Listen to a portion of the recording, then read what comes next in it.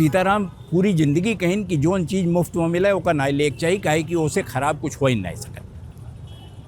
आसिफुद्दौला ये कहिन। आसिफ कोठी के अब हालत ख़राब है, वहाँ कुछ है नहीं है, दो चार दीवार उवार बची हैं छोटी मोटी, दो चार खंभा बचा है। ये समझो कि रूमी दरवाज़ा और इमाम बाड़ा आज जो अपने पूरे शान के साथ खड़ा है, और ये समझो कि एक ऊंचाई देख लो, ये करीब करीब 60 फुट है।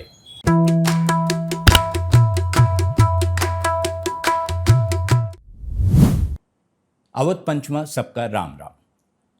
तो अभी तक आप सुनो कि बेली गारद काहे है बना और कौन ओकर काम रहा और के बनवाइस, जॉन बेली के रहे, काहे उनके नाव में नहीं इतना इज्जत से लेत है कि बेली गारद बनाए दिन हुए बहुत बड़का दूरदर्शी रहे। तो जॉन बेली के रहे ये कुल जान लियो। जोन अब अंक आई आज वाला, एमा हमरे सब देखा भी इमाम बाड़ा कहानी। आसिफुद्दौला इमाम बाड़ा बनवाइन, वो रहे नवाब, चाहते तो पैसा कौड़ी कोनो कमी नहीं रही, चाहते तो सबका पैसा दे देते, अकाल परा रहा अवध में तो, लेकिन वह ना ही कहिनी। वह कहिन कि तू काम करो और काम के बदले तुम्हें रुपयों मिली, पैसों मिली और अनाजों मिली, और उसे होकर कोनो कमी न हुए दीजिए। तो इमाम बाड़ा की कहानी अब देखो। सीताराम पांडे जब तक तिलोई में रहे तो उनके खातिर लखनऊ तो जैसे लागत रहा लंदन हो। लखनऊ जाए सवाल ही नहीं रहा, वो कुछ देखबे नहीं किन, बल्कि तिलोई वालन का तो रायबरेली जाए हुए तो हफ्ता भर पहले से कि गठरी मोटरी बांधो, अनाज ले, सीधा पानी ले, खाना बनाए चले परी, राही में कितना दिन रुके परी, पूरा इंतजाम ओकर करे पड़ता रहा। तो जबले तिलोई में रहे सीताराम तो सवाल नहीं रहा कि आ सकते ही। और जोन जगह हम हई जब वो यहाँ पहुँचे तो ऐसे भोक्का ऐस देखत रह गए कि इतनी सुंदर बिल्डिंग ये कैसे बनी हुई। काहे कि सीताराम जब एक देखें तब तक ही 90 साल पुरान हो चुकी रही। ये हुए रूमी दरवाज़ा, और जोन मान जाते कि पच्छू वाला जोन गेट है इमाम बाड़ा के, ये वह हुए। अब एक बनवाइन आसिफुद्दौला, और आसिफुद्दौला 1784 में दो बिल्डिंग बड़ी बड़ी बनवाइन। एक तो रहा इमाम बाड़ा और दूसर ये आपन रूमी दरवाज़ा। और दोनों के बनावे में जोन हिसाब है ओके जोन पुरान ब्यौरा मिलत है, ओके हिसाब से 10 लाख रुपया 1784 में खर्च हुए।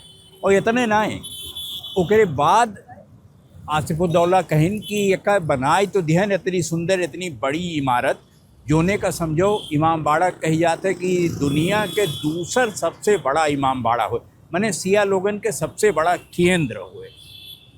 ओकर रख रखाव कैसे हुई के ओका देखी और कैसे काम चली हो, तो वह 5 लाख रुपया साल के अपने खजाना से, जो उनके नवाबी खजाना रहा, उसे देते रहे।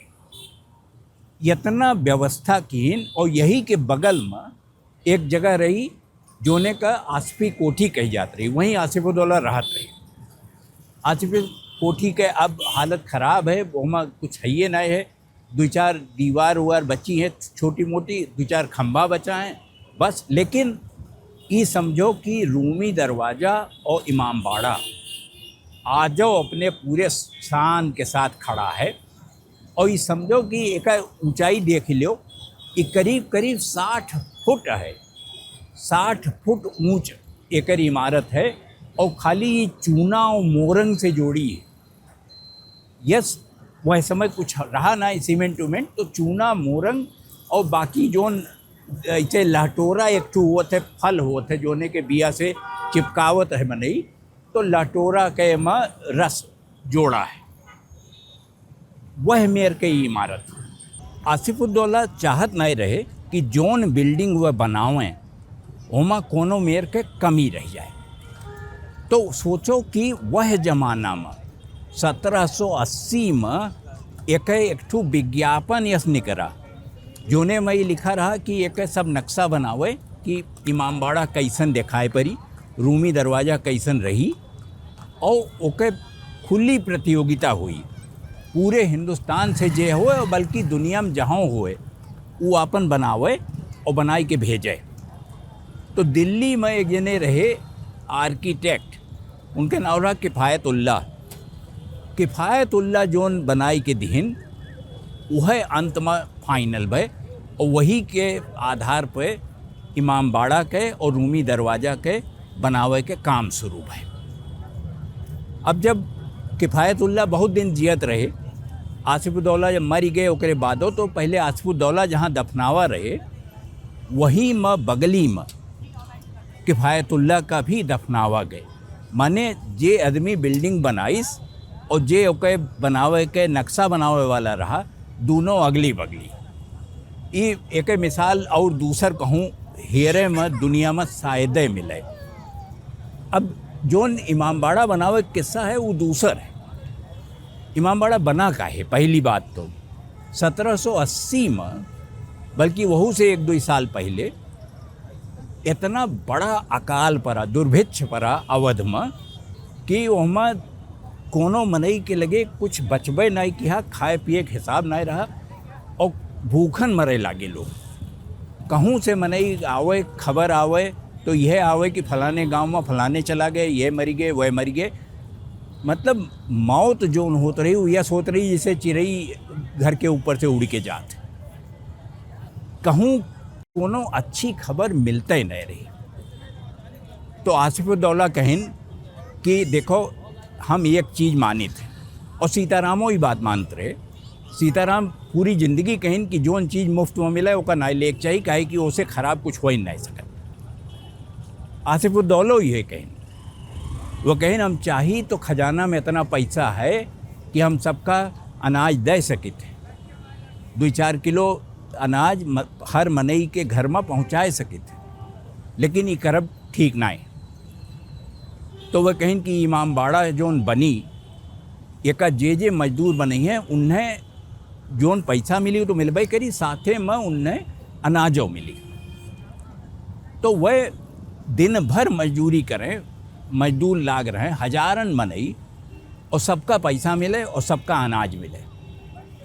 अब यह किस्सा है जोने के कहूँ से कोनो किताबी में मिलत नहीं, लेकिन सबे सुनावत है कि दिन भर मजदूर इमामबाड़ा बनावें और राती में उनके दरबार के कुछ मनई आई के ओका गिराई दे।